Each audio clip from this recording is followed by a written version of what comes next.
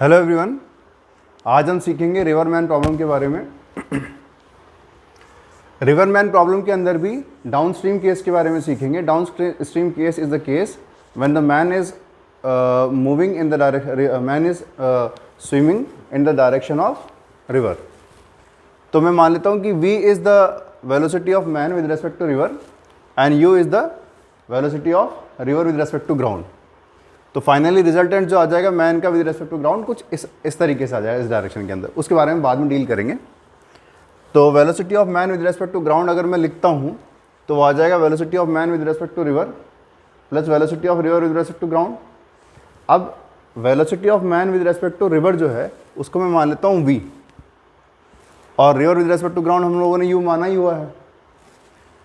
तो v के दो कंपोनेंट हो जाएंगे, v cos theta, v sin theta. ठीक है, v cos थीटा आई कैप, v sin थीटा जे कैप, और u को हम लिख ही लेंगे u जे कैप, u आई कैप। ठीक है, x डायरेक्शन के अंदर और y डायरेक्शन के अंदर वेलोसिटी सेपरेट हो जाएगी हमारे पास, velocity of man with respect to ground की। अब वो कंपोनेंट वेलोसिटी का जो रेस्पॉन्सिबल है विड्थ को क्रॉस कराने में रिवर की, that is basically velocity in y direction. तो टाइम क्या हो जाएगा, distance upon V Y D upon V sine theta. Y direction में तो यही वेलोसिटी है। और ड्रिफ्ट की वैल्यू जो हो जाएगी, drift is basically the distance in x direction. तो वो एक्स डायरेक्शन के अंदर जो कंपोनेंट है वो क्या है, V cos theta plus U into time, जो कि टाइम आ जाएगा D upon V sine theta. और अगर मुझे शॉर्टेस्ट पाथ वाला केस कवर करना है, शॉर्टेस्ट पाथ वाला केस कवर करना है, यानी कि मुझे इस डायरेक्शन में जाना पड़ेगा, थीटा ये लेना पड़ेगा, velocity of man with respect to river, जो कि बेसिकली मेरे पास v है। इसको मैं यहाँ पे भी लिख देता हूँ, v जो है वो मुझे ये लेना पड़ेगा। रिवर की तो ये वेलोसिटी है ही इस डायरेक्शन के अंदर, तो रिजल्टेंट जो आ जाएगा वो ये वाला आ जाएगा परपेंडिकुलर डायरेक्शन में। शॉर्टेस्ट पाथ तो तभी कवर हो सकता है परपेंडिकुलर डिस्टेंस के अंदर। ड्रिफ्ट जीरो होगा उस केस के अंदर, ड्रिफ्ट जीरो होगा तो कॉस थीटा की value minus U by we.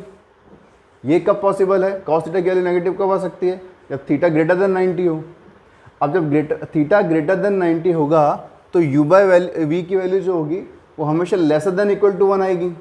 ठीक है, तो अगर मैं v को यहाँ लेके जाऊँगा, v का मतलब velocity of man with respect to river, वो ये कंडीशन तभी फुलफिल हो सकती है जब velocity of man with respect to river has to be greater than equal to velocity of river with respect to ground.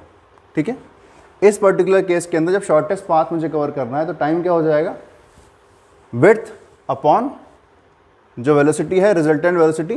तो रिजल्टेंट वेलोसिटी जो है y डायरेक्शन के अंदर वो क्या कौन सी है, velocity of man with respect to ground, और वो कैसे आ जाएगी, under root V square minus U square. ठीक है, तो आज के लिए इतना ही, बाकी मिलते हैं नेक्स्ट लेक्चर के अंदर, नेक्स्ट वीडियो के अंदर। ठीक है, थैंक यू सो मच।